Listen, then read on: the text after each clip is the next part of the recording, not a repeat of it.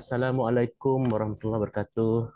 Salam sejahtera, salam Malaysia Madani. Yang saya muliakan, uh, pembentang kita pada petang ini, Dato' Haji Mustafa bin Abdul Majid, uh, Cik Wani selaku juru teknik, rakan-rakan jurulatih utama saya nampak di sana, Dato' Azhar, Dato' Hadi, dan juga seterusnya tuan-tuan dan puan-puan, guru-guru yang saya kasihi sekalian. Um, Petang ini mungkin kita tidak ada kata aluan daripada Datuk, kerana Datuk mungkin ada urusan lain, tak dapat hadir bersama pada ketika inilah. Jadi uh, mungkin kita boleh teruskan kepada pembentangan untuk sesi kedua ini, tetapi sebelum itu mungkin boleh saya recap sedikit lah tentang apa yang telah kita lalui pada sesi pertama tempoh hari pada minggu lepas, di mana Dr. Haji Mustafa telah pun uh, membentangkan dan berkongsi tentang pengenalan. Pengenalan sesi pertama, tapi hari ini pengenalan sesi kedua masih lagi di bawah tajuk yang sama. Cuma perkara yang dibentangkan pada uh, minggu lepas itu lebih kepada uh, apakah sebenarnya uh, instructional coaching ataupun bimbingan instructional itu, dan uh, beberapa elemen yang berkaitan dengan uh, faktor kejayaan kepada proses bimbingan itu sendiri, dan juga sedikit apa ni, perkongsian berkaitan dengan pendekatan bimbingan. Jadi saya maklum bahawa tuan-tuan yang hadir pada petang ini, kalau tidak pun tak dapat mengikuti pada sesi pertama, nanti bahan mungkin boleh ambil lah daripada apa yang sudah di-sharekan oleh Cik Wani itu, dan boleh merujuk semula. Dan bagi yang setia bersama kita pada sesi kedua pada petang ini, mungkin uh, kita kata kefahaman tuan-tuan dan perempuan semakin bertambah kerana sudah mengikuti sesi pertama. Dan pada petang ini kita mungkin dapat melihat ataupun mendengar apa yang Dr. Haji Mus akan kongsikan kepada kita uh, di bawah tajuk tiga perkara. Pertamanya berkaitan dengan proses bimbingan itu sendiri atau apa yang disebut sebagai model, the impact cycle. Yang kedua, kita akan melihat perkara yang berkaitan dengan uh, pentauliahan, dan jika ada kesempatan kita akan sambung juga bagaimana pendaftaran untuk pentauliahan itu boleh kita ikut, kita boleh join untuk kita menjadi seorang coach atau pembimbing instructional yang baik. Jadi jadi untuk tanpa membuang masa, saya kira saya serahkan kepada yang berbahagia Dato' Haji Mustafa untuk memulakan sesi pada petang ini. Uh, Tajuk masih lagi pengenalan kepada bimbingan instructional, untuk sama-sama kita hayati, dan tuan-tuan boleh bertanyalah sama ada di dalam chat room itu atau selepas habis sesi nanti pun boleh mengemukakan soalan. Jadi tanpa membuang masa, majlis menjemputlah Dato' Haji Mus untuk memulakan sesi. Silakan Tuan Haji. Terima kasih Cik Zul, Sama-sama.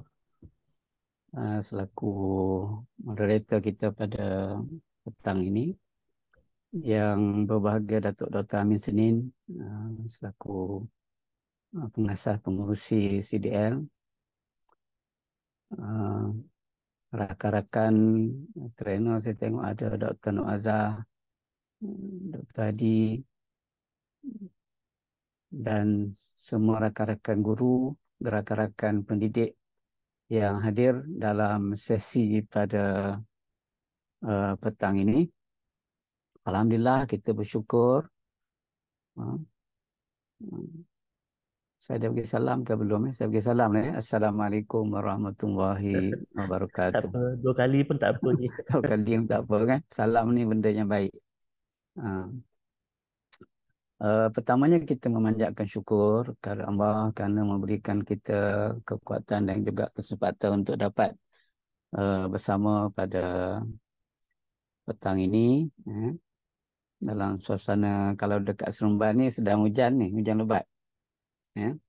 Jadi hujan rahmat lah, insyaAllah.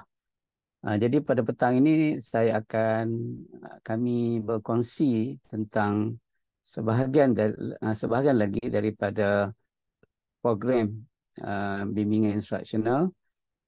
Tapi kali ini kita akan memberi fokus kepada khususnya kepada kitaran bimbingan, kitaran bimbingan instruksional. Yang kedua, InsyaAllah kita akan lihat sedikit maklumat tentang pentauliahan pembimbing instruksional ini dan butiran-butiran yang berkaitan dengannya lah, ya, InsyaAllah. Jadi saya kongsi apa dulu slide ni.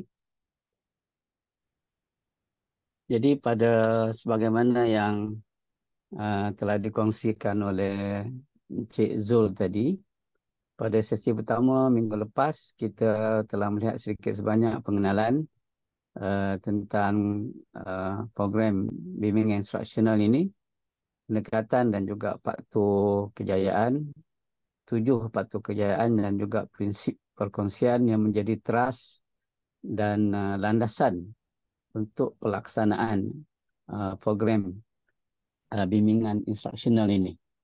Okay. Jadi pada hari ini saya akan memberi fokus kepada kitaran bimbingan instruksional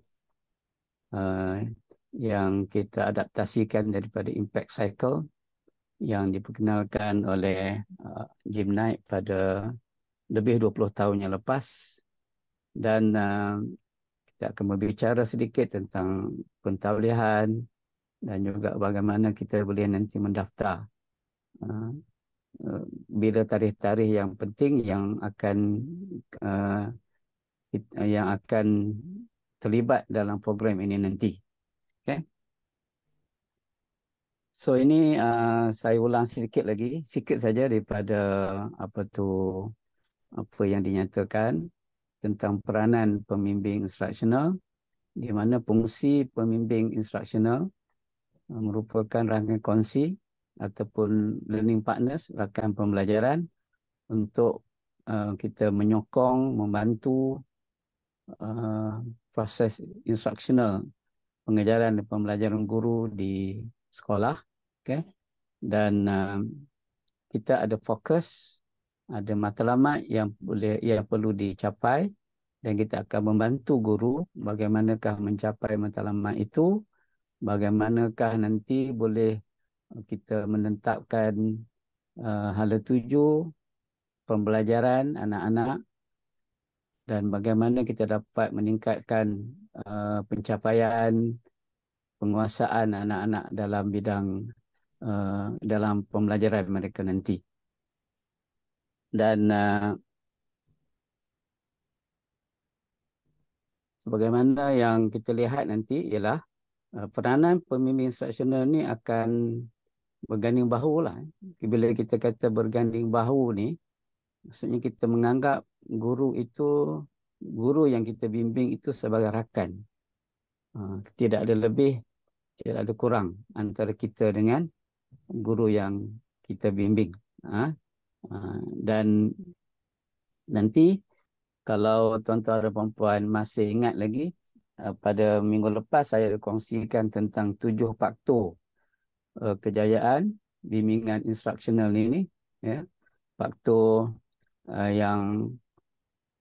yang penting yang akan menjadi fokus kita pada hari ini ialah yang di tengah-tengah itu, iaitu kitaran bimbingan instruksional dengan disokong oleh 6 faktor yang lain, yang juga tak kurang pentingnya yang akan menentukan kejayaan proses bimbingan yang akan dilaksanakan oleh pembimbing instruksional itu nanti.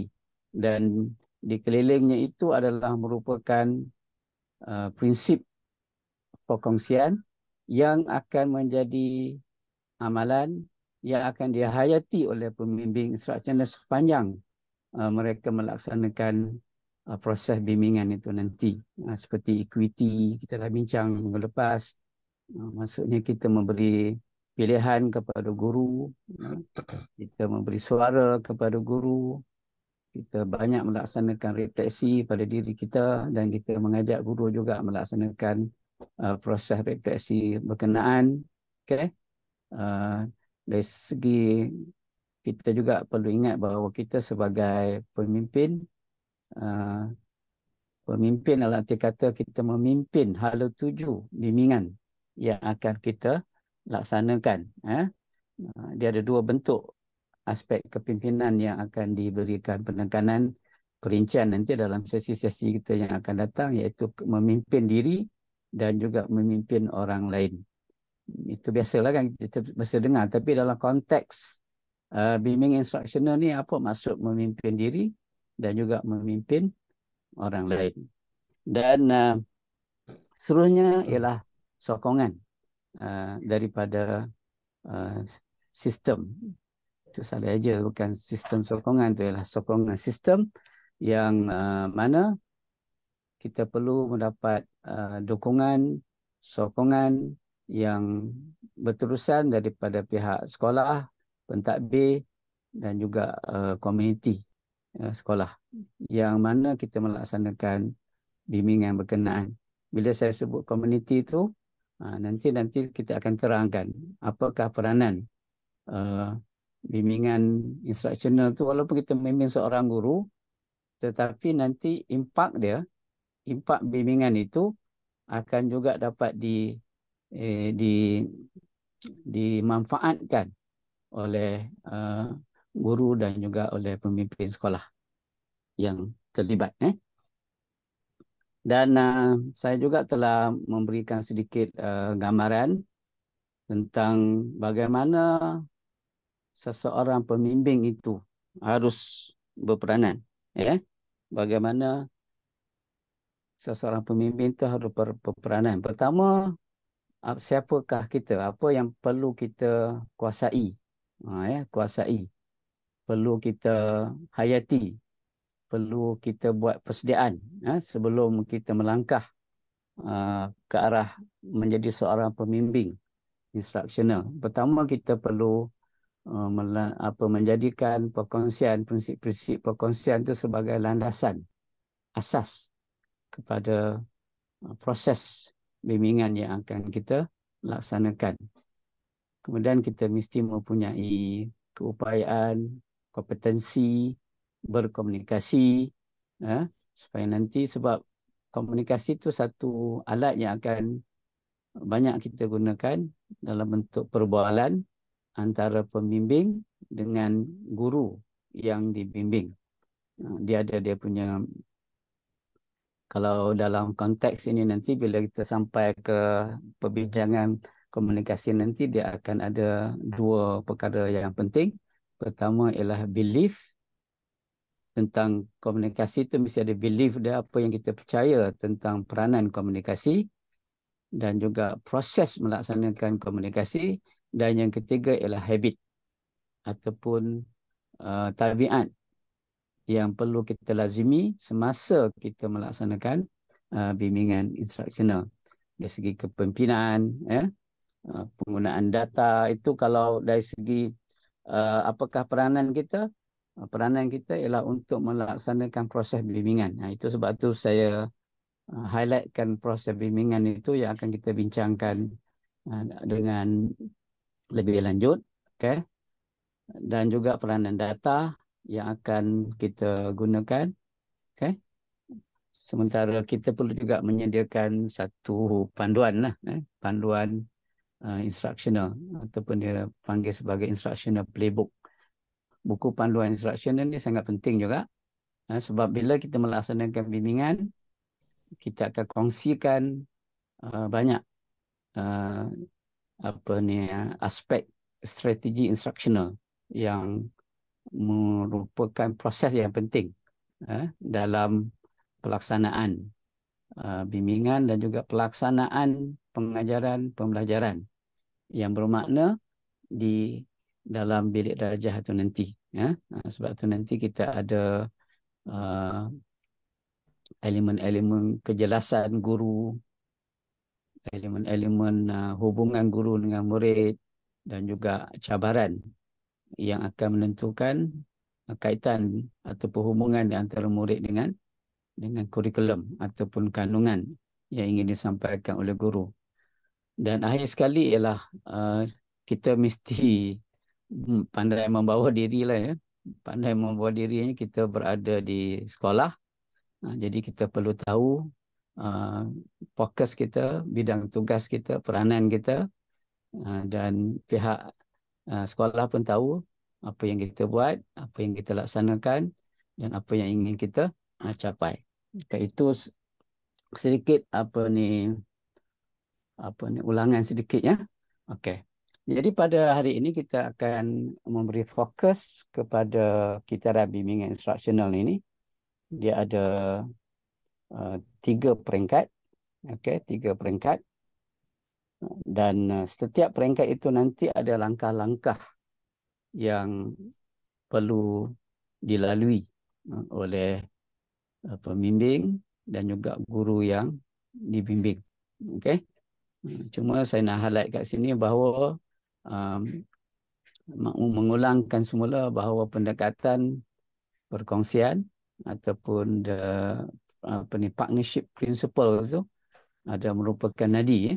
Nadi. Sebab tu tadi kalau dalam rajah yang saya tunjukkan di awal tadi tu, dia duduk di sekeliling proses bimbingan instruksional untuk memastikan apa yang berlaku semasa proses bimbingan tersebut, dianya berasaskan kepada prinsip perkongsian. Peringkat yang pertama iaitu peringkat kenal pasti. Dalam bahasa Inggeris dia panggil sebagai identify.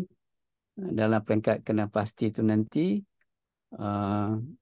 guru dengan bimbingan pembimbing tadi akan cuba untuk mengenal pasti realiti semasa. Realiti semasa.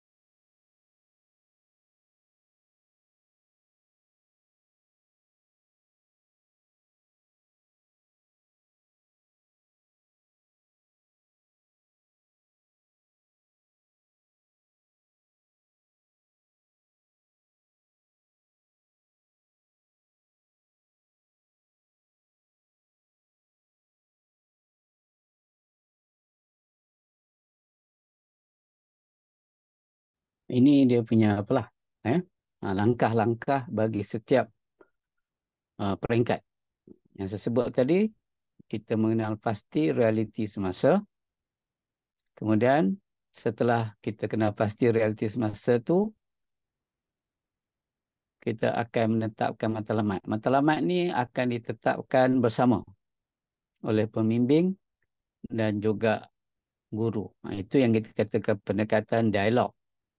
Dialog ini adalah ruang di mana kedua-dua pihak boleh berbincang untuk mendapat sesuatu titik pertemuan dalam sesuatu perkara. Okey. Uh, tapi akhirnya yang akan membuat keputusan ialah guru, ya, guru. Jadi bukan pembimbing yang membuat keputusan. Jadi dalam kita punya proses menetapkan matlamat itu nanti, walaupun pembimbing akan memberikan apa ni sokongan, bantuan dan sebagainya, tapi akhirnya yang akan membuat keputusan apa yang terkandung di dalam matlamat itu ialah guru tersebut. Dan yang ketiga ialah bila dah ada matlamat, bagaimana apakah strategi yang sesuai, yang munasabah, yang boleh dilaksanakan oleh guru. Ingat, strategi adalah sesuatu yang akan dilaksanakan oleh guru untuk mencapai matlamat yang telah ditetapkan bersama. Saya gunakan istilah ditetapkan bersama. Tetapi apa yang terakhirnya itu keputusannya adalah daripada guru itu sendiri. Jadi kalau kita tengok langkah, sebab tu dia gunakan istilah langkah, dia berurutan daripada realiti semasa pergi kepada matlamat, pergi kepada strategi. Dia mesti ikut dia punya urutan tu. Sebab tu kita panggil dia langkah. Ya, langkah. Jadi setelah guru-guru dia,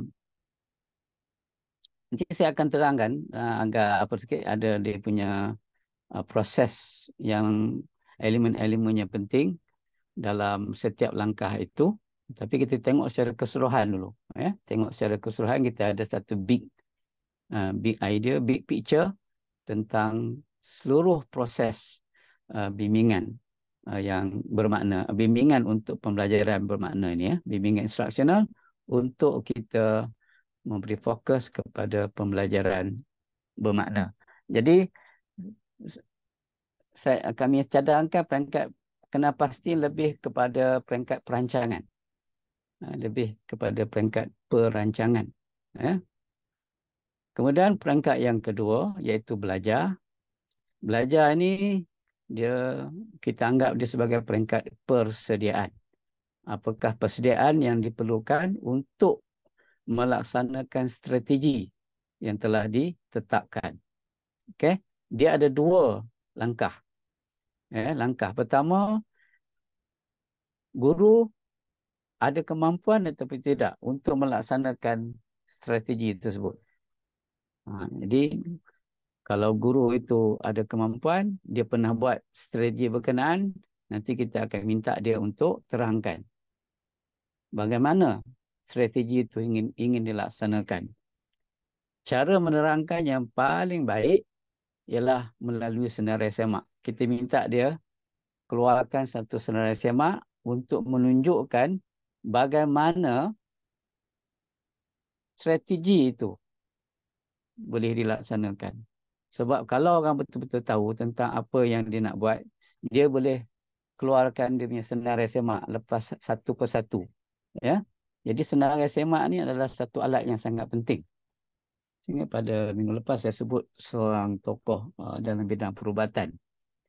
Nama dia Atul Gamandi. Atul Gamandi ni bertugas di UNESCO, yang Bangsa-Bangsa Bersatu Kesihatan tu, apa tu nama dia? Oh, WHO. Ya. WHO. Sekarang ni dia kedudukan yang juga lah penting lah di WHO tu. ketika pandemik tu saya ikut dia punya Twitter lah. Sebab tu di antara apa yang dikemukakan, yang disarankan oleh Atul Gamandi untuk memastikan tugas yang penting dapat dilaksanakan dengan tersusun dengan baik ialah melalui senarai semak. Itu kalau cikgu tu tahu bagaimana melaksanakan strategi berkenaan. Kalau dia tak betul pasti, di situ datangnya peranan pembimbing untuk membantu guru-guru melaksanakan strategi tersebut. Ini dipanggil pemodelan. Pemodelan ni ada beberapa kaedah lah. Pertama, kita buat co-teaching. Ataupun kita mengajar, cikgu tu tengok macam mana kita mengajar. Ataupun kita boleh juga, kita kena pasti mungkin ada di sekolah berkenaan ataupun sekolah yang berhampiran, ada seorang guru pakar yang pakar dalam bidang strategi itu. Jadi kita boleh minta izin untuk membuat pencerapan kepada pengajaran guru berkenaan untuk membantu guru yang kita bimbing ini melihat pelaksanaan. Ataupun kita ada rakaman video yang berkaitan dengan strategi berkenaan, itu pun kita boleh kongsikan dengan guru tersebut. Jadi proses belajar tu begitu, ya. Sebab itu ada konsep pemodelan tu, modeling, ya, dan juga peranan senarai semak. Sebab tu nanti dalam kita punya buku buku panduan instruksional tu akan dipenuhi oleh strategi, dan setiap strategi itu akan diikuti dengan senarai semak. Dia ada setengah strategi itu dia bukan satu senarai semak, dia ada beberapa senarai semak. Itu peranan senarai semak untuk membantu guru-guru belajar bagaimana ingin melaksanakan strategi yang telah dipilih ataupun telah ditetapkan. Itu peringkat yang kedua, secara umum. Nanti saya akan bawa tuan-tuan dan puan-puan pergi kepada langkah-langkah yang lebih detail sedikit. Ya. Dan peringkat yang ketiga ialah peringkat kita ingin meningkatkan, improve. Ya. Bagaimana kita dapat meningkatkan. Yang pertama, hala tuju ataupun direction. Hala tuju proses instructional tu dah jelas. Patutnya tak ada isu dah. Dari segi hasrat pembelajaran dia, dari segi kriteria kejayaan dia, semua dah clear. Dari segi the teacher clarity is there. Kejelasan guru tu terhadap apa yang dia nak anak-anak tu belajar dah diselesaikan di peringkat awal. Peringkat 1 dan juga peringkat 2. Ya. Peringkat ketiga ni ialah melaksanakan. Jadi hala tuju tu kita perlu semak jugalah. Kalau ada mana-mana yang tercicir ataupun lepas pandang. Okay. Itu langkah menetapkan hala tuju tu dah jelas lah. Itu biasanya kalau kita laksanakan langkah peringkat pertama, yang kedua tu dengan baik, peringkat ketiga ni akan menjadi lebih, bukan nak kata mudah lah, lebih tersusun lah. Lebih tersusun, lebih teratur. Kalau peringkat 1, 2 tu tak berapa mantap, dia akan menjejaskan peringkat yang ketiga ini. Kemudian bila cikgu tu mengajar, dia dapat lihat tak wujudnya kemajuan dari segi, kalau ada isu contohnya, ya, setelah kita kena pasti daripada pengajaran guru tu, kita dapati isunya ialah segi penglibatan anak-anak yang tidak aktif. Kalau yang aktif pun hanya 1-2 orang saja yang aktif. Jadi dalam strategi itu dia nak memastikan majoriti murid-murid yang terlibat secara aktif. Dia lebih mencabar lagi. Kalau bilangan pelajar dalam kelas itu katakan lebih 40 orang. Macam mana? Untuk membuat satu strategi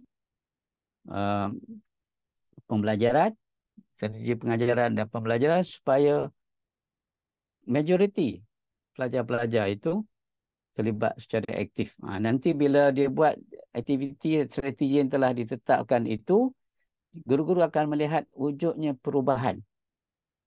Perubahan dari segi penglibatan anak-anak dalam sesi pembelajaran. Dalam sesi pembelajaran. Ya. Jadi pembelajaran berlaku. Bukan setakat anak-anak seronok kan, tapi pembelajaran itu berlaku. Itu maksudnya sudah ada kemajuan. Kemudian, boleh tak pelibatan yang aktif itu meningkatkan pembelajaran anak-anak? Daripada tahu, dia boleh pergi kepada meaning making, membina makna. Kalau boleh berlaku begitu, maksudnya proses peningkatan dari segi pembelajaran anak-anak itu telah berlaku. Sebab itu salah satu elemen yang penting nanti dalam kita melaksanakan bimbingan ialah kita membantu guru-guru untuk melihat perkembangan pembelajaran anak-anak. Di situ ada kemajuan, di situ ada peningkatan. Setelah itu nanti barulah kita pergi ke peringkat yang seterusnya, apakah tindak susul, tindakan susulan. Tindakan susulan, what is next? Adakah matlamat yang telah ditetapkan itu tercapai ataupun kita nak tak tercapai, apa perlu kita buat? Kalau tercapai, apa kita nak buat? Jadi ada dia punya pilihannya di situ. Okey, ini yang saya detailkan. Yang tadi saya cakap secara umum. Ini lebih terperinci sedikit tentang langkah yang pertama tadi. Yang saya cadangkan tadi, pertama video. Video ni dia mudah, percuma. Dia sangat powerful. Saya tak, maksudnya berimpak tinggi lah. Powerful ni, impact dia sangat besar. Ya. Sebab daripada pengalaman, bila kita melaksanakan bimbingan kita minta cikgu-cikgu merakamkan video, dia pun dia kata ni tak pernah dia tengok dia sendiri mengajar macam mana. Jadi melalui video itulah dia akan, oh begitulah rupanya saya mengajar, dia kata. Dan satu yang penting, yang lebih penting lagi daripada itu ialah dia bebas daripada ralat persepsi.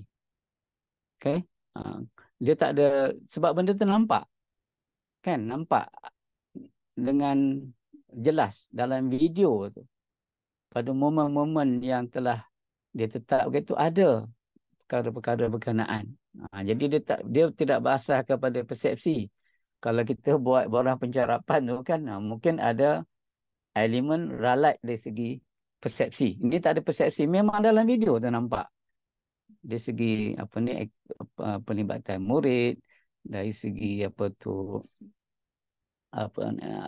kita tengok perjalanan aktiviti-aktiviti yang telah dirancang, yang telah direka bentuk oleh guru. Itu kalau kita kenakan video. Okay? Tapi saya memang, kalau saya cadangkan, tuan-tuan dan puan nanti peringkat awal tu bolehlah. Tak payah lama, jangan lama-lama, antara 15 hingga 20 minit je video berkenaan. Dan kita serah pada guru, dia nak rakam di awal ke, di tengah ke, di hujung ke, no problem. Tapi daripada video tu nanti kita boleh berbincang dan kita boleh kenal pasti realiti semasa. Yang kedua, ini kalau kita nak go further, kalau kita nak lebih lanjut, ialah kita menemu bual murid. Okay? Saya minta maaf tu ada kata ingin tu. Setiap orang ingin didengari salah ejaan itu. Jadi anak-anak ni bila kita dengar suara dia akan cerita lah. Sonok ke tak sonok ke, dia belajar ke, bagaimana dia belajar dan sebagainya. Jadi kita boleh dapat banyak juga maklumat daripada kita bersembang, berbual dengan anak-anak tersebut kan. Dan perbualan tu biasanya kita buat secara tak formal lah. Sebab saya pernah duduk dengan anak orang asli tu. Di sebuah sekolah di di Negeri Sembilan.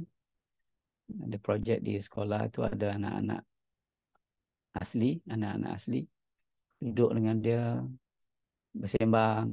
Banyak benda yang dapat kita belajar. Maksudnya dia orang ni not bad jugalah. Jangan kita anggap dia orang diam itu tak ada apa. Sebenarnya bila dia mula bercakap, dia akan keluarkan idea, dia akan mula, sebab mungkin selama ni tak ada orang nak dengar apa yang dia cakap. Sebab tu kita kena bagi dia suara. Dia tak bercakap diam sebab dia tak ada confident pada diri dia. Dan mungkin persekitaran di rumah tu tak mengizinkan untuk dia berbual dan sebagainya. Tapi bila dia ada peluang untuk bersuara, ini pengalaman kami lah. Kita dapati dia dalam kelas dia jadi aktif. Cikgu yang terlibat tu pun tak percaya. Bagaimana anak-anak ini boleh terlibat dengan aktif. Maksud dia boleh bagi pendapat, dia bersuara dan sebagainya. Sebab apa? Sebab itulah tadi. Bila kita bangunkan dia punya keyakinan. Keyakinan ni perlukan kepada hubungan yang baik antara guru dengan murid. Jadi kita buat sedikit buat adalah kita nanti kita akan sharekan soalan-soalan yang boleh dijadikan panduan apa yang nak disembang ataupun nak dibualkan dengan anak-anak berkenaan dengan murid berkenaan. Ataupun satu lagi kita melihat hasil kerja. Hasil kerja. Kalau mengikut apa ni Profesor Carol Dweck yang banyak bercakap tentang the growth mindset tu. Dia kata kalau kita bersembang dengan anak-anak ni jangan tanya apa yang dia buat. Kita tanya apa yang dia belajar. Sebab tak semesti sesuatu yang dia buat tu dia belajar kan. Sama jugalah seperti Profesor Susan Burkhardt. Susan Burkhardt ni pakar dalam bidang pentaksiran. Dia pun mengatakan perkara yang sama dalam buku dia yang terbaru. Dia kata essential of formative assessment. Salah satu perkara yang diberi penekanan ialah dia kata kena bezakan doing and learning. Kadang-kadang kita nampak anak-anak tu aktif tapi dia tak belajar. Jadi benda-benda begitu nanti kita boleh dapatlah congkel. Jadi realitinya kita dapat kumpulkan maklumat berkenaan, nanti kita boleh apakan dengan guru. Kita gunakan untuk menyedarkan, memberikan sokongan kepada guru apakah realiti sebenar yang sedang berlaku. Dan yang ketiga ialah kita buat macam biasalah, kita buat pencerapan. Pencerapan nanti kita boleh bagi maklum balas dan kita boleh kena pasti aspek-aspek ataupun elemen-elemen yang boleh diperbaiki dan juga data-data yang telah kita dapati melalui pencerapan tersebut. Itu di antara kaedah kita boleh pilih ataupun kita boleh gabungkan kaedah-kaedah untuk mengenal pasti realiti semasa. Okey, Zul, ada soalan ke setakat ni, Zul? Dalam chat? Setakat ini tak ada lagi soalan. Tak ada, kan? Tak ada lagi. Jadi tuan-tuan dan puan-puan kalau ada apa-apa soalan boleh typekan dalam chat tu. Nanti Encik Zul boleh tolong jawab, Dr. Azhar boleh tolong jawab, Dr. Adi boleh tolong jawab. Sama kalau apa nanti boleh saya boleh address lah insya-Allah. Jadi itu dia punya langkah yang pertama. Langkah yang kedua, ini yang kita katakan fierce. Fierce Jadi sesuatu matlamat yang kita tetapkan tu ialah matlamat yang mempunyai kualiti dari segi instructional. Pertama, kita nak menyediakan satu matlamat yang mempunyai impak yang tinggi. Impak kepada apa? Kepada pembelajaran murid. Pembelajaran bermakna. Yang kita nak ni ialah anak-anak tu mengalami proses pembelajaran bermakna. Yang mana ianya bukan setakat penting untuk dia punya academic achievement, pencapaian akademik, tapi yang lebih jauh, lebih penting lagi ialah boleh dimanfaatkan dalam kehidupan mereka. Dalam kehidupan itu P. E yang pertama ialah easy. Easy ni sesuatu yang mudah tapi dia jelas dan dia senang dipahami untuk dilaksanakan. Doable. Sesuatu yang boleh dilaksanakan. Doable lah. Jangan kita letakkan matlamat yang powerful tapi susah nak dilaksanakan. Jadi cikgu-cikgu tak nak buat benda tu. Jadi kita kena olah Macam mana kita nak jadikan perkara yang powerful itu doable, mudah untuk dilaksanakan. Mudah lah nanti kata bukanlah mudah. Maksudnya boleh dilaksanakan melalui proses-proses yang tertentu. Okay. Yang ketiga, yang kedua ialah emotionally compelling. Dia akan bila berlaku saja nanti, bila tercapai saja matlamat, kita akan ada wow factor. Wow, wow factor. Seronok. Seronok, kita seronok, cikgu-cikgu tu seronok, anak-anak murid pun seronok. Jadi macam mana tu? Kita nak mengolah matlamat yang ada wow factor tu nanti, emotionally compelling, sebab sesuatu yang apa istilah dia, menguja emosi itu sesuatu yang sangat penting lah. Kita rasa lebih tenang, lebih senang, kita rasa nak mencuba lagi, satu dorongan kepada guru. Mungkin dia salah, mungkin patut motivasi juga nanti. Sebab sudah ada wow factor kat situ. Yang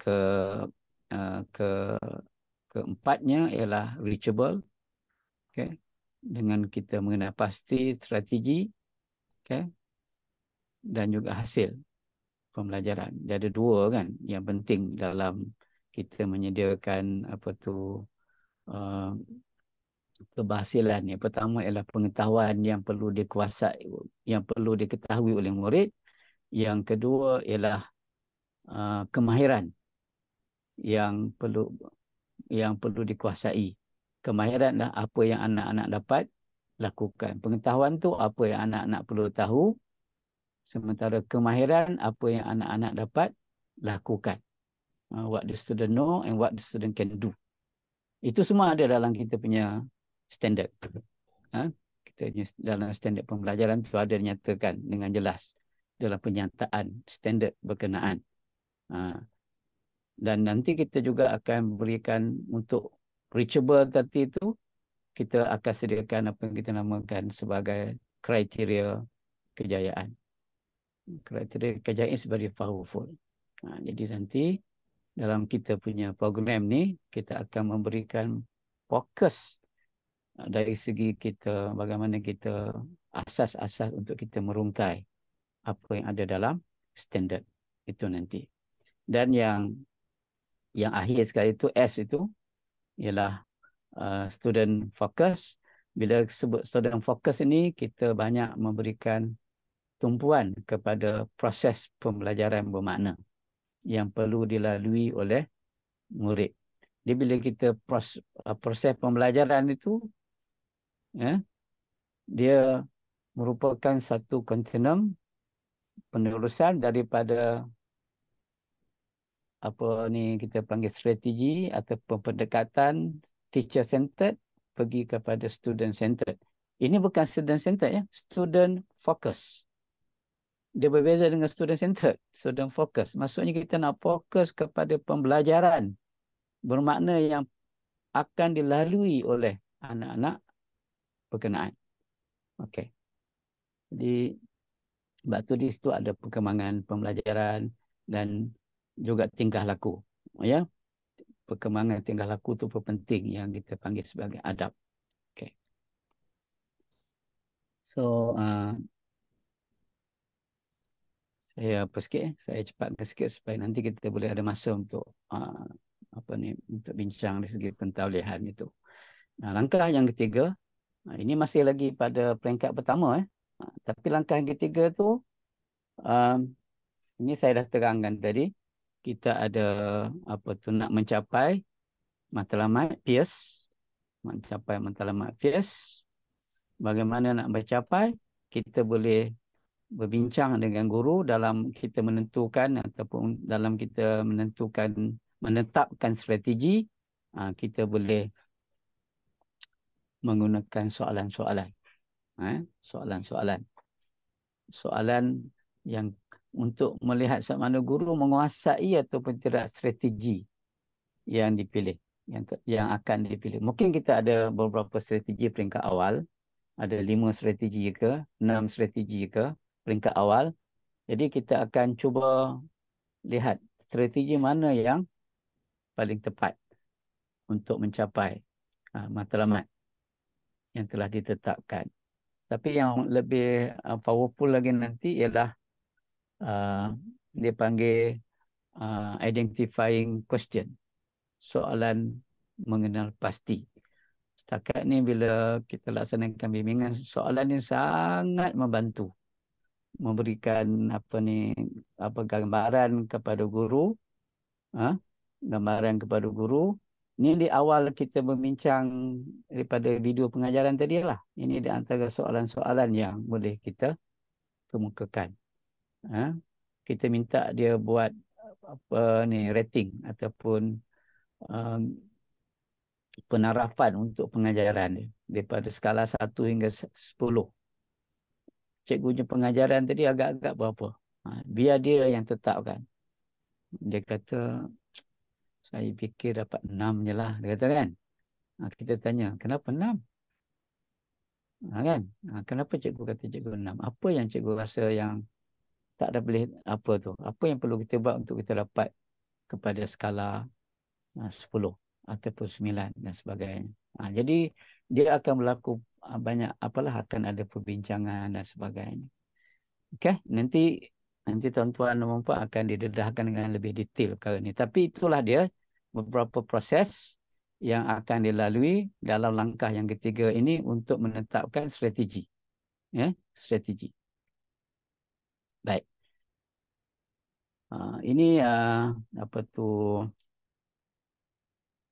peringkat yang ketiga tadi, belajar tadi tu. Okey, peringkat belajar tu. Itulah perlunya buku panduan instructional. Kita perlu ada buku panduan tu, kalau tidak nanti kita pun akan kita bergelut jugalah untuk membantu guru-guru mengenal pasti strategi-strategi. Sebab tu nanti dalam kita punya program pentaulihan tu nanti buku panduan ni dibuat lebih awal, di peringkat awal. Nanti saya akan tunjukkan dia punya flow dalam proses penyediaan portfolio dan sebagainya, portfolio bimbingan. Okey, ini saya dah terangkan tadi dari segi senarai semak, ada kejituan, ya. Dan senarai semak tu pun boleh berubah. Dia bukan sesuatu yang tak boleh berubah. Dia tak bersifat qat'i. Sesuatu yang tetap, dia boleh berubah, ya. Kita boleh ubah, boleh baiki, boleh ubah sesuai. Dia panggil provisional. Dia bukan sesuatu yang rigid. Okey. Kemudian dari segi pemodelan tadi saya dah sebutkan juga, di antara cara-cara kita boleh membantu proses. Saya minta maaf, mungkin saya punya tu terbalik, ya. Langkah pertama tu sepatutnya pemodelan, langkah yang kedua tu adalah senarai semak. Jadi nanti kita saya betulkan. Jadi sebenarnya pemodelan ni seperti kita sebut tadi, kita membantu, kita tunjukkan proses tu dengan guru. Kita sendiri, kita ada kemahiran. Contohnya, kita pilih satu strategi konsep mapping, pemetaan konsep. Saya suka menggunakan konsep mapping ni. Ini contohnya bahan yang saya sediakan ni menggunakan konsep mapping. Jadi dia mesti ada satu senarai semak tentang bagaimana menyediakan peta konsep. Dia untuk guru, untuk murid digunakan. Dia ada beberapa senarai semak yang berkaitan dengan perkara tersebut. Jadi bila kita ada bahan berkenaan, jadi mudah kita dapat kongsikan dengan guru. Okey, itu peringkat belajar. Dan peringkat yang seterusnya itu peringkat kita melakukan meningkatkan. Langkah yang pertama saya dah sebut tadi, mengesahkan ahli tuju, semak balik ahli tuju yang telah ditetapkan. Di prosesnya sebenarnya panjang kalau kita nak tengok dari segi penyediaan pelan pembelajaran dan sebagainya tu. Okey. Kemudian langkah yang kedua, ialah kita nak melihat dari segi ada tak berlakunya kemajuan. Okey. Jadi untuk melihat kemajuan ni kita boleh tengok dari segi apa yang berlaku dalam bilik darjah atau pencapaian. Kita boleh lihat juga melalui sama ada kita nak buat video semula, kita nak tengok kemajuan tu betul-betul berlaku kemajuan ataupun tidak, berlaku tak perubahan yang telah kita bincangkan bersama. Kita boleh tengok dalam kelas, kita boleh buat pencerapan, kita boleh tengok hasil kerja murid, ataupun kita boleh minta dia rakam video juga. Kita tak payah pergi dia tengok dia mengajar, kita minta dia rakam. Nanti daripada video tu kita boleh tengok. Nanti dia akan, guru-guru tu, guru berkenaan akan kongsikan. Inilah bukti yang telah berlaku kemajuan. Okay? Kita kena menyamaklah proses tu untuk melihat kepada kemajuan. Yang ketiganya sudah tentulah nanti bila sudah ada kemajuan akan berlaku peningkatan. Jadi peningkatan ni perlu dirancang. Perlu dirancang. Dari segi strategi, kita semak balik strategi ni nampak okey, tapi kalau kita tambah ini sedikit, mungkin dia jadi lebih baik. Jadi proses penambahbaikan tu akan berlaku bila kita merancang aspek peningkatan. Dalam konteks instructional ni kita namakan sebagai design. Kita mereka bentuk proses peningkatan berkenaan. Yang lebih tepat ialah mereka bentuk. Dan yang akhir sekali ialah what is next. Selepas itu, apa yang perlu kita lakukan. Sama ada kita akan buat perjumpaan seterusnya, kita nak kena pasti, mungkin ada matlamat baru. Kalau matlamat yang sudah ada tak dapat dicapai, bagaimana kita nak mungkin memilih strategi baru dan sebagainya. Tapi yang penting ialah bila bimbingan akan berlaku lagi, itu kitaran yang kedua. Mungkin kitaran yang kedua, kalau dah tercapai matlamat, kitaran yang kedua tu ialah mungkin ada isu yang lain yang berkait dengan mungkin dari segi yang itu dah selesai, ada lagi aspek-aspek instructional ataupun proses pembelajaran yang nak dibincangkan. Sebab tu nanti dalam proses pembelajaran tu kan, dalam CDL kita telah mencadangkan ada 3 peringkat perkembangan pembelajaran itu. Pertama daripada pemerolehan kepada membina makna kepada pemindahan. Jadi mungkin peringkat yang dah dicapai itu hanya peringkat membina makna. Macam mana pula kita nak melaksanakan mereka bentuk pengalaman pembelajaran anak-anak untuk pergi kepada peringkat pemindahan, transfer. Okey. Encik Zul, ada apa-apa soalan ke ataupun dalam chat? Setakat ini tak ada lagi, Tuan Haji. Tak ada Tak ada, ya. Teruskan, tak apa. Mungkin di akhir nanti kot, mungkin ada yang nak bertanya. Okey. Jadi saya dah selesaikan kitaran bimbingan. Saya nak masuk pula kepada pentauliahan. Dah pukul 4 ni, mungkin dalam setengah jam ni, 20 minit itu saya boleh bagi peluang sedikit masa untuk kalau ada soal jawab. Baik. Dalam proses pentauliahan pembimbing instructional ini, dia melibatkan proses penyediaan portfolio bimbingan. Pusat pentauliahannya ialah Cognitive Docs Learning, CDL. Nanti mungkin ada orang tanya lah, segi apa tu kita sebenarnya dalam kalangan kita punya trainer ni ada yang telah mendapat certification lah daripada badan-badan yang yang diiktiraf. Jadi nanti dalam proses pentauliahan tu nanti kita perlu menyediakan portfolio bimbingan portfolio bimbingan tu saya akan saya akan bincang selepas ni. Cuma prosesnya perlu ada pendaftaran. Nanti kita kena sediakan portfolio, ada penyemakan portfolio dan akhirnya menghantar seluruh portfolio yang lengkap untuk tujuan apalah validity dan juga certification. Okay.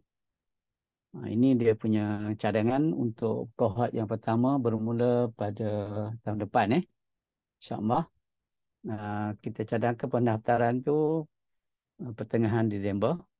Okay, pendaftaran supaya nanti kita dapat senarai nama tuan-tuan dan perempuan yang berminat untuk terlibat sebagai pembimbing instructional untuk mengikuti kursus ni, akhirnya pergi kepada pentauliahan. Tapi bagi tuan-tuan dan perempuan yang tidak mahu terlibat dalam pentauliahan tapi nak ikut saja sesi ini secara berterusan pun boleh. Nanti dalam borang online tu nanti boleh pilih lah sama ada kita nak menjadi peserta yang aktif. Aktif maksudnya terlibat sebagai kita nak terlibat dalam pentauliahan, ataupun kita nak jadi peserta yang pasif. Kita nak dengar, kita nak dapat maklumat daripada sesi-sesi perkongsian yang akan dijalankan. Sesi perkongsian, latihan dari segi teori ini akan bermula pada minggu kedua Januari. 9 Januari. Kalau kita nanti kita akan tengok pada hari Selasa. Kita cadangkan pada Selasa macam hari ini pada masa yang sama. Jadi kita ada 16 topik, 16 tajuk yang akan kami kongsikan nanti. Pengkongsi yang akan datang ni ramai lah. Bukan saya seorang. Ada ramai lagi rakan-rakan jurulatih yang akan berkongsi dengan tuan-tuan dan perempuan tentang proses program bimbingan instructional ni nanti. Jadi kita tak ambil masa yang lama lah, sejam setengah saja. Di situ nanti kita akan kongsikan resource, toolkit yang boleh digunakan dalam ini kita jangkakan dalam 4 bulan juga lah kan. Kalau 1 minggu kita buat setiap minggu, maksudnya sebulan tu ada 4 sesi. Jadi kalau kita nak satu sesi tu satu topik, satu tajuk. Kalau kita nak selesaikan dalam tajuk, maksudnya kita perlu lebih kurang 4 bulan lah dia punya input. Ataupun nanti kita juga boleh fleksibel. Kita akan ada tajuk-tajuk yang kita boleh bawakan ke hadapan semasa berlakunya pelaksanaan amali. Jadi tuan-tuan yang memilih untuk mengikuti pentauliahan itu nanti akan pergi ke sekolah untuk melaksanakan bimbingan instructional secara real, amali lah, amali jadi sebab tu nanti kita akan adalah urusan-urusan pengurusan pentadbiran, memaklumkan kepada pihak Kementerian Jabatan PPD sekolah bahawa tuan-tuan ni adalah merupakan calon kepada pembimbing instructional yang akan menjalankan amali bimbingan instructional di sekolah-sekolah yang berkenaan. Ini semua tu insya-Allah lah prosesnya akan diuruskan oleh pihak CDL. Okey. Dr. Haji, ada satu soalan mungkin tu. Aha. Okey, Dr. Syafinas bertanya, dia kata kalau boleh tak luar daripada bukan guru lah untuk menjadi coach untuk pentauliahan ini. Aha. Dia aja nak jawab boleh juga. Boleh. Guru masuk dalam bidang warga pendidik lah kan? Dia maksudnya pensyarah boleh tak? Pensyarah Boleh, pensyarah boleh. Pensyarah IPJ boleh, pensyarah IAB boleh. Boleh. Sebab memang relevan lah dengan tugas kita kan? Tak ada masalah, boleh. InsyaAllah.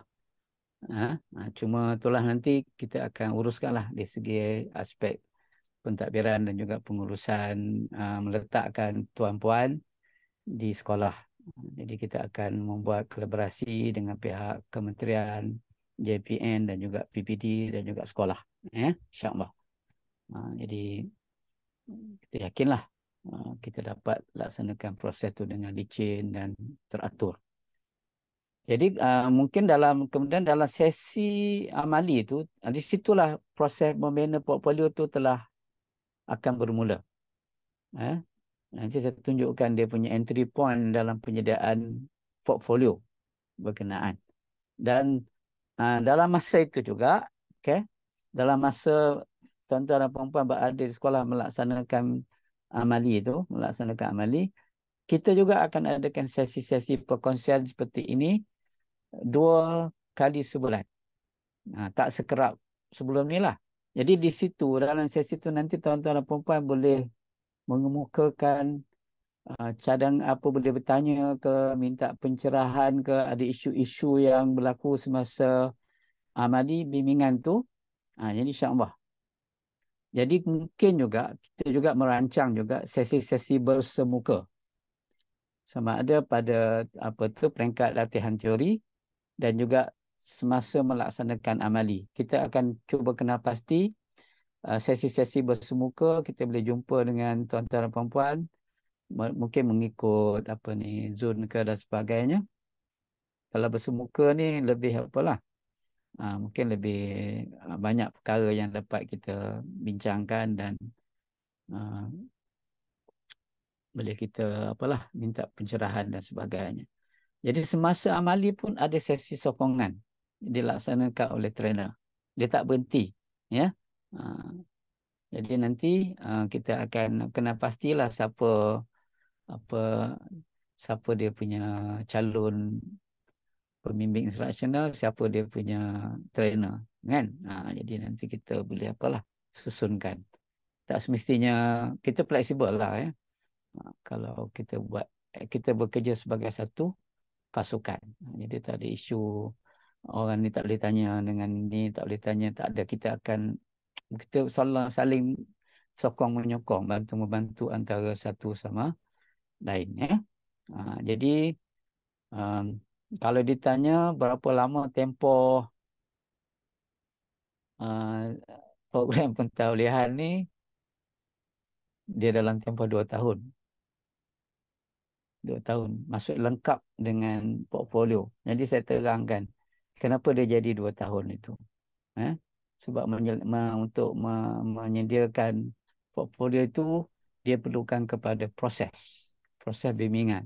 Dan proses bimbingan ni ada orang, dia mungkin mengambil masa. Langkah-langkah yang saya dah sebutkan tadi itu, dia nak menetapkan matlamat pun dah lama. Kan? Masih lagi belum menetap matlamat tu, belum tercapai lagi. Ataupun mengambil masa. Jadi kita akan bagi ruang lah. Jadi dalam tempoh 2 tahun tu ada orang akan hantar portfolio lebih awal. Mungkin ada yang akan hantar sedikit lewat. Semua tu kita akan kita akan susun, kita akan aturkan nanti. Ya, Dr. Haji, maaf mencelah ni. Ada satu soalan lagi, Encik Mustaqim, ya. Dia kata mohon bertanya juga, guru penolong biasa boleh ke ambil pensijilan ini? Kerana saya bukan pentadbir sekolah. Agaknya guru penolong ni yang guru bimbingan di sekolah tu ke? Ni Cikgu Mustaqim?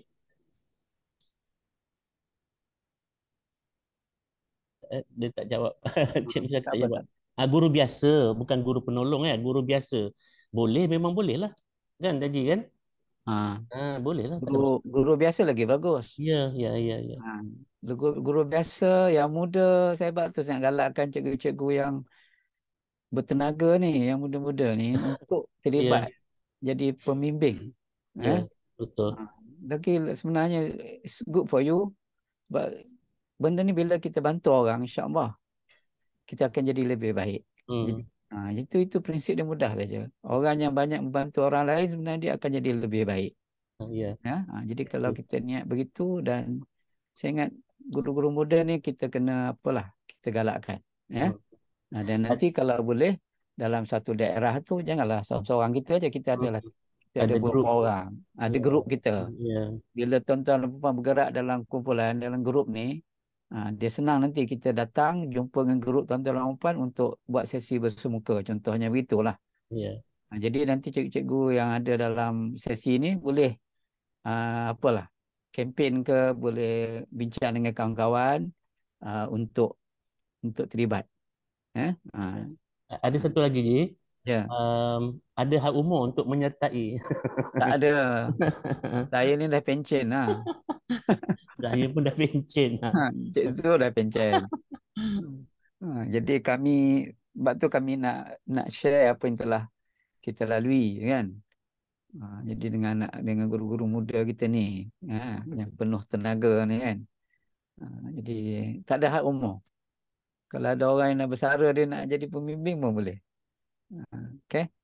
Ah, Okay, Mas Haji. Ada lagi tu? Sebab ada yang ada seorang yang kata saya pun dah pencen. Okay, boleh. Welcome. No problem. Okay. Okay. Dalam CDL ni kita terbuka, kita punya jaringan pembelajaran profesional ni kita tidak ada had umur. Okay. InsyaAllah. Boleh. Hmm. Boleh insyaAllah. Jadi kita ada peranan kita masing-masing nanti kan untuk kita melaksanakan bimbingan. Cuma yang pengalaman kami bila kita laksanakan bimbingan ni kita jadi lebih yakin. Kita diri kita sendirilah. Kita tak kata orang ya, kita sendiri jadi lebih yakin. Kita banyak membaca, kita banyak berfikir dan jadi kita lebih apalah, lebih bergerak ke arah yang lebih baik. Ah, Sebenarnya ah, bila kita laksanakan program ni sebenarnya untuk diri kita dulu. Sebab tu kita kena pimpin diri kita dulu sebelum kita dapat menjadi pemimpin kepada orang lain. InsyaAllah. Jadi dalam masa tempoh yang saya kata 2 tahun itu, jadi prosesnya itu akan di apalah, akan di kita akan sama-sama bantu ya, proses berkenaan. Jadi masa amali itu proses penyediaan portfolio akan berlaku. Dan portfolio tu ada 7 entry nanti. Ada 7 entry untuk portfolio. Dia berlaku secara berurutan. Dalam tempoh bimbingan itu berlaku. Sebab kita bila kita kata nak sampai ke peringkat meningkatkan tu, dia ambil masa. Bukan kita boleh bimbing hari ni, besok dah berlaku peningkatan. Tak boleh begitu kan. Kita nak tengok data murid dia macam mana kan. Kemudian nanti kita nak libatkan guru-guru. Dia tetapkan berapa orang guru yang kita boleh kongsikan nanti. Selain daripada guru yang kita bimbing itu, ada 10, 12 orang. Supaya nanti kita dapat uh, membangunkan satu. Sebab cikgu yang kita bimbing itu pun perlukan kepada sokongan selepas itu. Dia tak boleh stand alone. Dia tak boleh seorang-seorang in silo. Dia perlu dalam satu community tu nanti. Jadi community tu perlukan kepada idea bimbingan instructional ni juga. Jadi bila berlaku kita hantar peringkat katakan hantar entry yang pertama dulu kan. Jadi kami akan semak dan dalam masa sama kita akan bagi maklum balas. Ada kes-kes yang mungkin perlukan kepada retake. Istilahnya retake buat balik lah. Kan? Dia tak lepas. Dia kita punya skala kita 4. 4 tu kira flat 4 lah. 4 flat. 3, kalau bawah daripada 2, dia punya markah dah merah lah. That mean kena buat balik. Buat bimbingan aspek-aspek yang tertentu tu nanti. Sekejap saya terangkan. Dan insyaAllah kalau panjang umur, kita boleh apakan kohort yang pertama ni boleh ditauliahkan pada hujung tahun 2025 insyaAllah. Okey Encik Zul? Okey, Dr. Haji, ada satu soalan lagi mungkin Haji kalau kita nak jawab. Okey. Okey, mohon pencerahan doktor, apakah kaitan program DCL? Okey, grup kita ni bukan DCL ya, CDL. Ha. Ini dengan program My Digital Leader di bawah bimbingan IAB. Ha. Program My Digital Leader bawah bimbingan, apakah dia kata kaitannya CDL dengan program yang ada di bawah IAB tu? Setakat yang saya tahu, yalah, tak adalah kaitan yang terus tu, tak ada. Ya, Tak ada kaitan langsung lah. ya. Okey, dari segi apa kita punya matlamat, kita punya hasrat tu mungkin ada yang sama untuk menyokong pihak sekolah melaksanakan pembelajaran digital sebagainya. Sebenarnya dalam kita punya bimbingan ni kita ada 2 fokus. Pertama, pembelajaran bermakna. Yang kedua ialah pembelajaran digital. Jadi dalam sesi-sesi perkongsian kami nanti, kita akan memberi penekanan kepada pembelajaran bermakna tu pada peringkat kita mengenal pasti tu kan dah mulalah kita akan kongsikan apa tu bagaimana kita nak menetapkan matlamat berasaskan kepada pembelajaran bermakna dan juga kita ada model untuk melaksanakan pembelajaran digital untuk semua anak-anak di sekolah. InsyaAllah. Kalau itu saya gerak kepada entry tadi tu. Kita ada 7 entry point dalam penyediaan portfolio. Entry yang pertama berkaitan dengan kitaran bimbingan. Yang kedua tentang buku instructional. Yang ketiga data yang kita pungut untuk melihat kemajuan dan juga kalau nak lebih spesifik untuk melihat engagement dan juga achievement, penglibatan dan juga pencapaian. Jadi kita nak tengok bimbingan ni dapat tak meningkatkan penglibatan anak-anak. Bila kita sebut penglibatan tu nanti dia berlakulah pembelajaran bermakna tu kan. Bila kita kata achievement tu dia dah pergi kepada peringkat kita panggil apa tadi transfer. Dia boleh menggunakan apa yang dia belajar tu untuk menyelesaikan masalah, untuk dia melihat isu-isu yang sedang berlaku di sekeliling dia dan sebagainya. Kemudian entry yang keempat ialah komunikasi.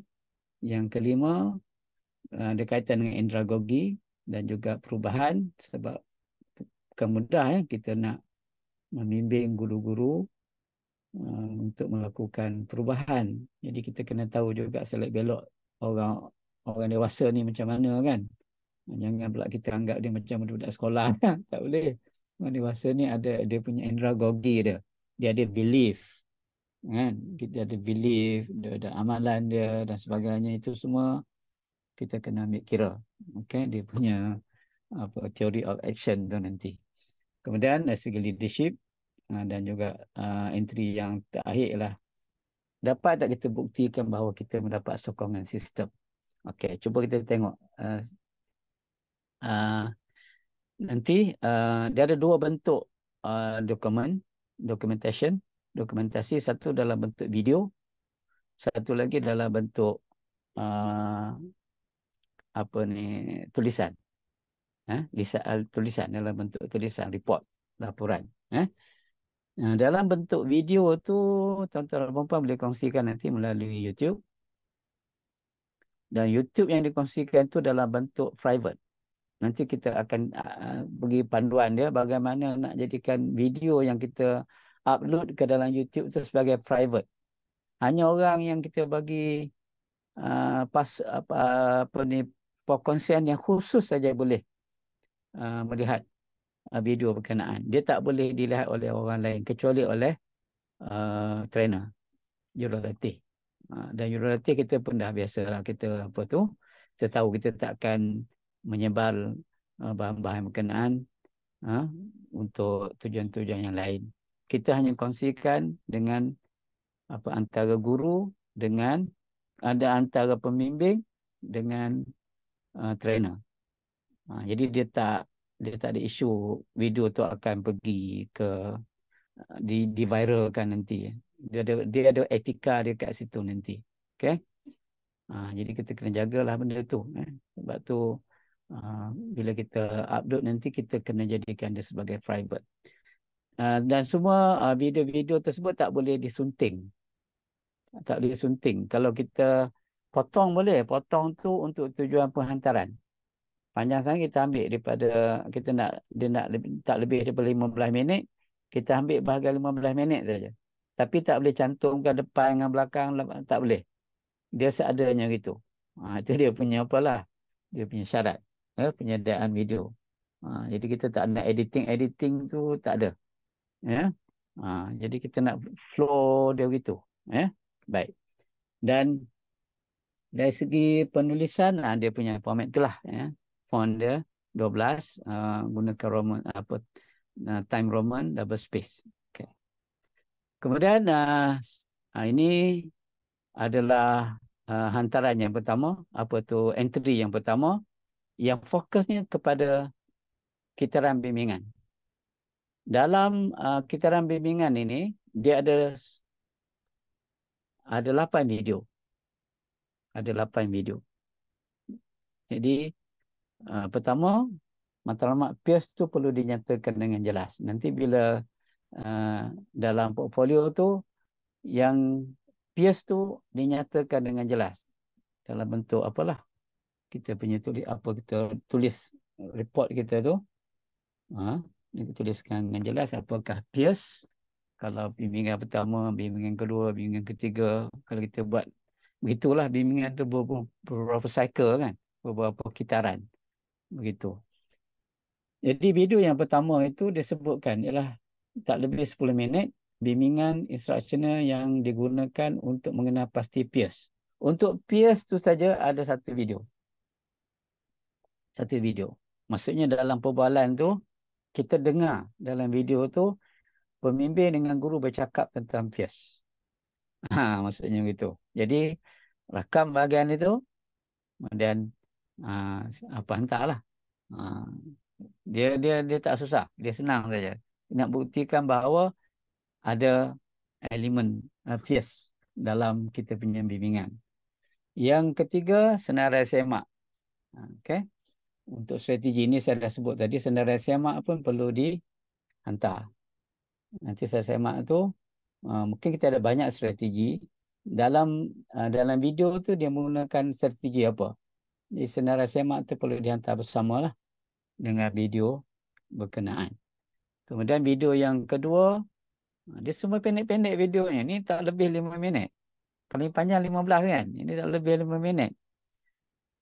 Untuk terangkan tentang penggunaan senarai semak. Dia setiap satu perkara tu ada dalam bentuk kita punya report tu, tulisan. Kemudian ada dalam bentuk video. Video yang ketiga, bagaimana pemodelan itu berlaku. Tunjukkan pemodelan. Adakah kita share dengan cikgu tu video tentang pengajaran tu, ataupun kita melakukan modeling tu, kita ajar cikgu tu bagaimana cara menggunakan strategi itu dalam bilik belajar. Bilik belajar ni ada dua, satu dengan murid, satu dengan tanpa murid. Ataukah kita ambil yang tanpa murid, kita rakamkan sesi itu, sesi pemodelan itu. Tak lama, 5 minit saja. 5 minit tu kita boleh nampak, ada berlaku pemodelan. Video yang keempat, bagaimana melaksanakan strategi. Video yang kelima, perbincangan tentang perkembangan matlamat peers. Jadi, tuan-tuan dan puan, nanti bila nak menyediakan video ni, jangan ikut urutan tu secara kena tengok keseluruhan. Ada setengah-setengah video tu akan buat lebih awal dia punya aktiviti, rakamannya lebih awal, tapi dia letak di nombor yang ujung. Jadi kena tengok satu-satu proses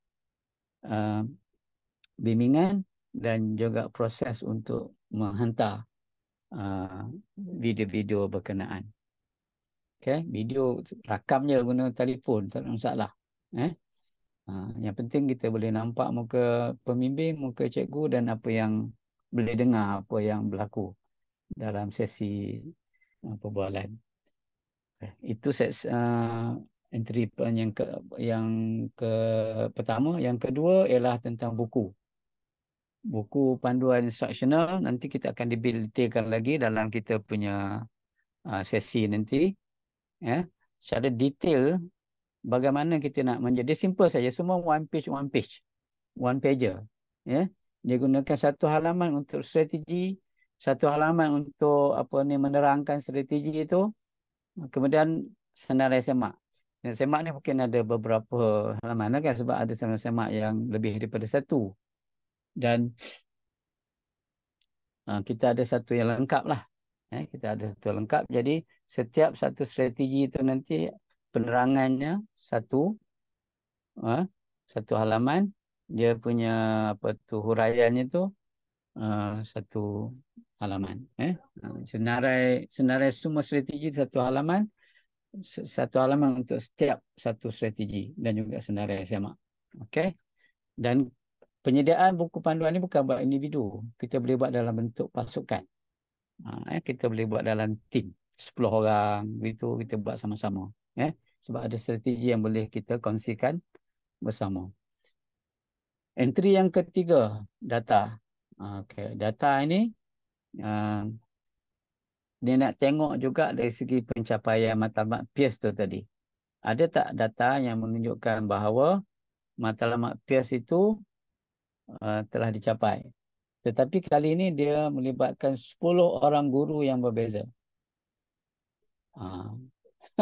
Ya. Sekarang tadi kita bimbing seorang kan.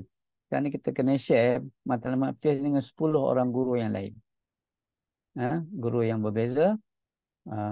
Kita nak tengok sebab nanti bila kita kata engagement, dia ada bentuk data engagement tu, behavioral engagement, cognitive engagement dan juga emotional engagement. Dia ada 3 apa tu nanti data yang menunjukkan engagement. Yang guru-guru tu nanti dia dapat 10 orang guru tu boleh mengapakan.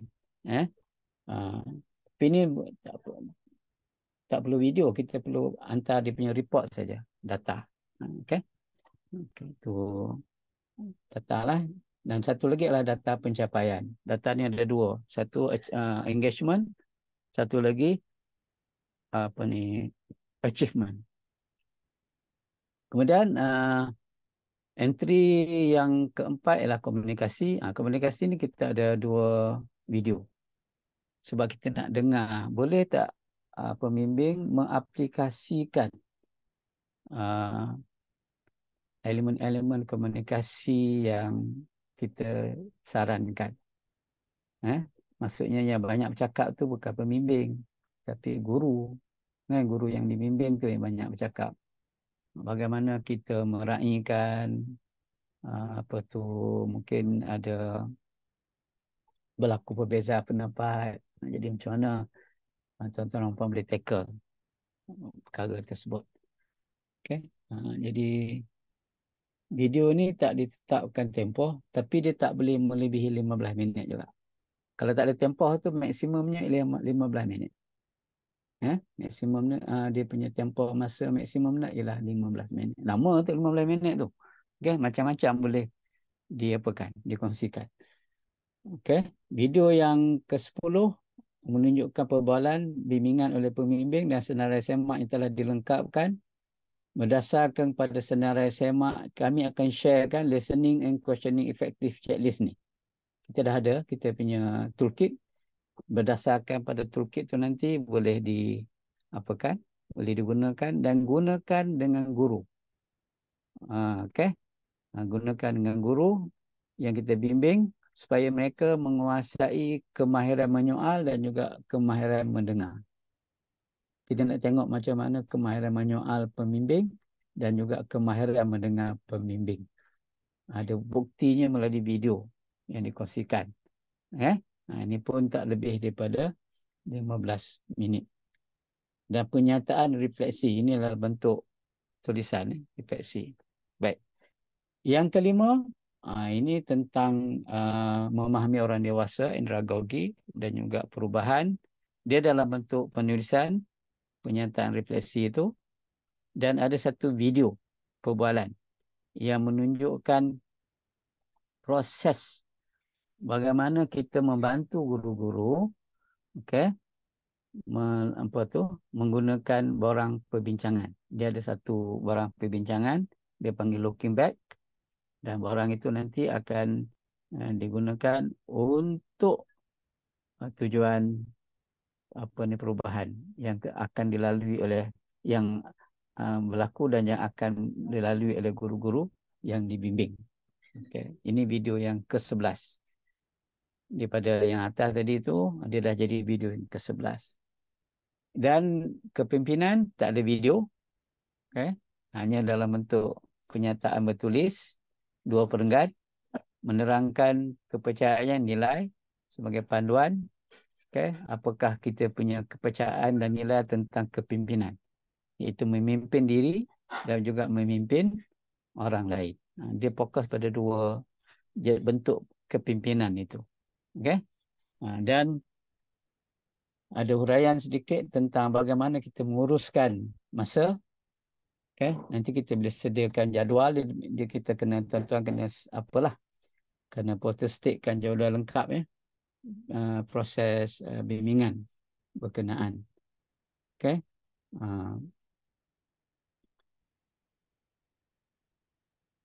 Jadi ada 70% masa melakukan bimbingan itu. Jadi dia ada dokumentasi dari segi cara kita menguruskan masa kita dan bagaimana kita menetapkan tempoh bimbingan berkenaan. Dan yang akhir sekali ialah sokongan sistem. Macam mana kita kata kita mendapat sokongan daripada khususnya pengetua dan cikgu besar.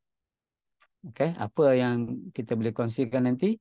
Kita boleh kongsikan senarai peluang pembelajaran profesional yang kita boleh kenalikan. Mungkin pihak sekolah akan menyediakan ruang kepada kita untuk berkongsi dengan guru-guru di sekolahnya tentang strategi ke, tentang pembelajaran yang bermakna ke, tentang pembelajaran digital ke. Kita boleh buat perkongsian dengan guru-guru. Sebab sekolah kan ada dia punya sesi PLC kan. Mungkin dalam ruang itu nanti tuan-tuan sebagai pembimbing instruksional akan diberi ruang untuk berkongsi. Ini peluang lah. Sebab nanti kita nak libatkan guru-guru lain, sekurang-kurangnya 12 orang guru yang apa tadi, yang telah melengkapkan dia punya peers tu. Kita tak bimbing, tak perlu tunjukkan bimbingan keseluruhan, tapi kita hanya fokus kepada peers tu saja, matlamat peers untuk 12 orang guru. Sebab kalau matlamatnya jelas, ini yang apalah, dari segi clarity tu dah ada, peers tu lebih kepada clarity, maka insya-Allah guru-guru tu akan move forward dan mungkin dia akan ikuti bimbingan yang lebih lengkap lah nanti. Dan ada surat sokongan. Surat sokongan daripada pengetua guru besar yang menyatakan peranan kita, mungkin dia akan apalah, adalah dimis testimoni dia tu untuk menerangkan peranan yang telah kita laksanakan di sekolah. Itulah lebih kurang tuan-tuan dan puan-puan, kita ada 7 entry berdasarkan kepada faktor kejayaan yang akan melengkapkan kita punya portfolio bimbingan instruksional. Ingat saya berhenti setakat itu dulu Encik Zul. Kalau ada sikit banyak perbincangan, saya serahkan pada Encik Zul. Terima kasih. Baik. Terima kasih kepada Dr. Haji Mustafa di atas perkongsian sebentar tadi. Cuma saya nak mohon maaf lah, tadi saya terkeluar sekejap sebab di Ipoh ni cuaca amat tidak baik ya, dengan hujan, ribut petir yang trip 2 kali ya di rumah saya ni. Jadi mohon maaf lah sebab terkeluar masuk keluar masuk ya. Apapun terima kasih juga kepada perkongsian sebentar tadi untuk seawal pukul 3 tadi sehinggalah kepada pukul 4.30 petang.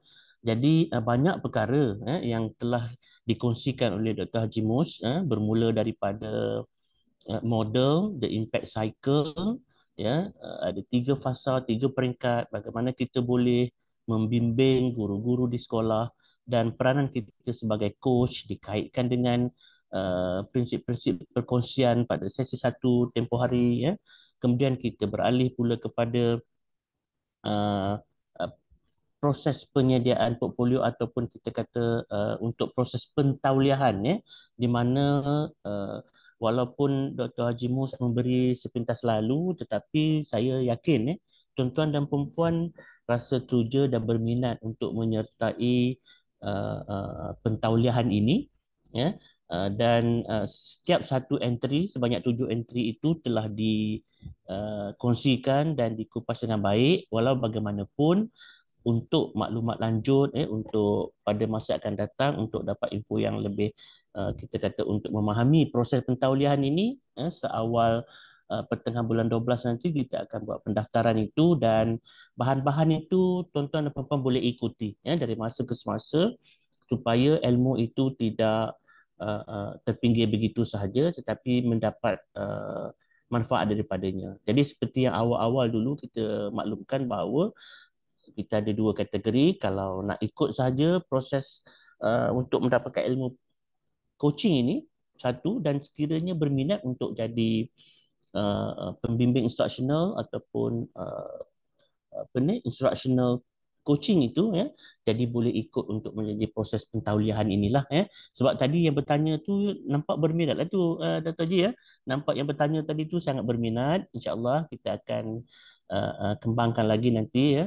Masih ada masa untuk kita memahami proses itu, dan saya yakin tuan-tuan dan perempuan akan boleh mengikuti dengan baik apabila tuan-tuan nanti ya sebenarnya akan dibimbing. Kita akan lihat berapa jumlah yang berminat, dan di situ nanti setiap jurulatih utama akan ada bahagian masing-masing untuk kita bimbing lah untuk tuan-tuan dan perempuan. Jadi sekiranya sebelum kita berakhir, mungkin ada satu dua soalan lagi yang tuan-tuan dan perempuan ingin bertanya. Bolehlah bertanya satu dua soalan, dan dalam masa yang sama kalau buka dalam chat tu, meeting chat itu ya, kita ada link untuk kehadiran untuk sesi kedua ini, jadi boleh cepat-cepat copy ya supaya nanti boleh isi dalam kehadiran ya untuk isi JIL. Baik, sekiranya ada soalan silakan. Kalau nak menulis ke apa ke setakat ini.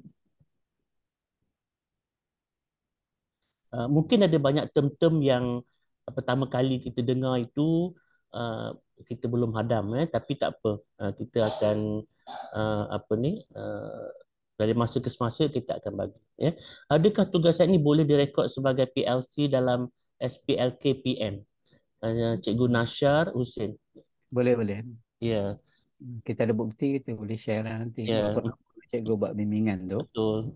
Untuk kita isi sebagai SPLKPM. Sebab Sebenarnya yang kehadiran-kehadiran ini berkaitan dengan coaching ni, nanti kalau uh, tuan-tuan perempuan nak jadi nak terlibat dalam proses pentauliahan ini, kalau tengok Dr. Haji Mus tadi ada kongsi tentang yang terakhir ya, sokongan apa ni sistem support tadi tu, dia ada menyokong pembelajaran profesional bukan? Itu kita kena tulis esei itu. Jadi bila kita terlibat dengan dua sesi ini, jadi tuan-tuan boleh tulis dah yang itu sebagai cara untuk meningkatkan pembelajaran profesional khusus kepada mana-mana yang berkaitan dengan tujuh faktor kejayaan tadi.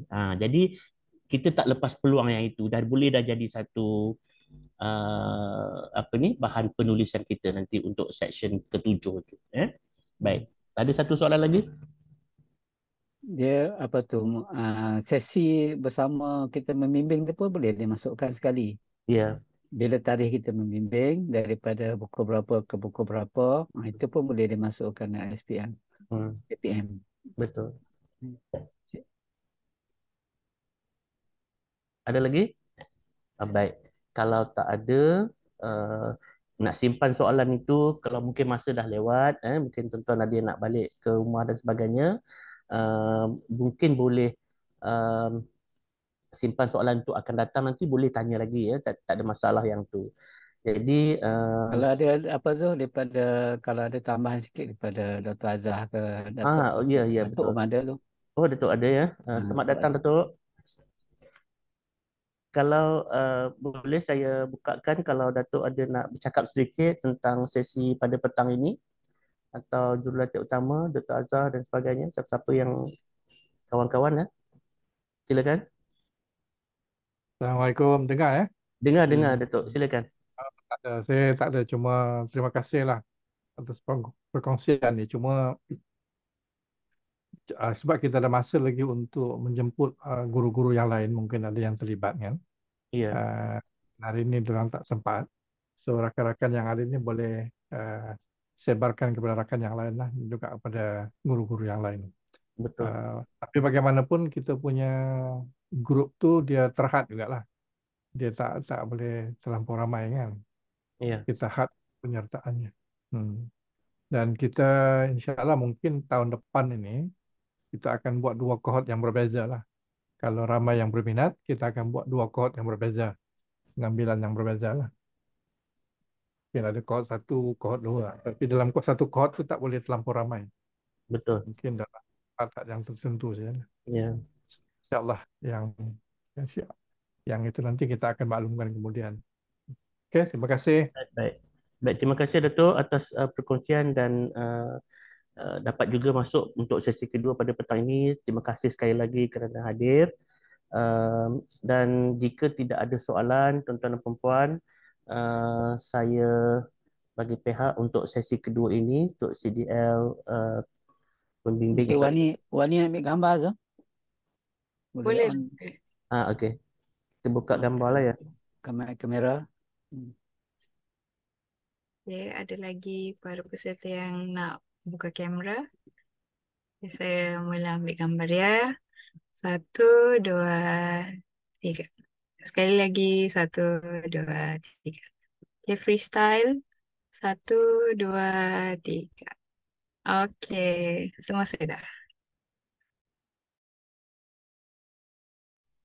Baik, kalau begitu, terima kasih sekali lagi kepada Datuk, kepada Dr. Haji Mus, ya, Cik Wani, barisan Rustia, rakan-rakan JU, seterusnya tuan-tuan dan perempuan ya, yang sudi hadir pada petang ini. Semoga sesi kedua pada petang ini dapat dimanfaatkan selain daripada mendapat ilmu, tuan-tuan dan perempuan juga mungkin satu hari nanti akan menjadi seorang pembimbing instruksional yang paling berkesan lah di negara kita ini, yang boleh kita jelmakan hasrat guru bantu guru itu. Jadi sekali lagi saya ucapkan terima kasih. Assalamualaikum warahmatullahi wabarakatuh. Zul, Ya saya. sebelum saya terlupa nak maklumkan, Ya silakan. kita punya pentahlian ini kita buka kepada guru-guru tak ada bayaran ya, walaupun dia pentahlian dia profesional. Ya. Sebenarnya kalau betul-betul ikut, yang ini betul-betul pro bono daripada kita punya rakan-rakan Zul yang betul-betul Mustafa dan rakan-rakan. Kalau ikut yang betul-betul punya bayarannya mahal. Tapi untuk rakan guru kita bagi servis perkhidmatan begini je lah. Iya betul. Iya. Bantu. Ya. Untuk makluman aja lah, untuk makluman. Ya baik betul tu. Percuma kita berikan percuma. Baik. Ya, ada apa lagi Dato'? Ada yang lain kalau nak tambah sikit lagi Tuan Jimus ada ke? Tak ada lah tu. Tak ada lah ya. Okey. Sekali lagi ya, terima kasih. Moga kita dapat berjumpa lagi pada sesi yang akan datang. Cik Wani akan maklumkan nanti bila sesi seterusnya untuk kita sama-sama lah berkongsi ilmu berkaitan dengan pembimbing instruksional ini. So sekian, terima kasih. Assalamualaikum warahmatullahi wabarakatuh. Salam sejahtera. Jumpa lagi Terima insya-Allah. kasih Encik Zul. Ya sama. Terima kasih doktor. Sama-sama. Okay. Assalamualaikum. Terima kasih semuanya.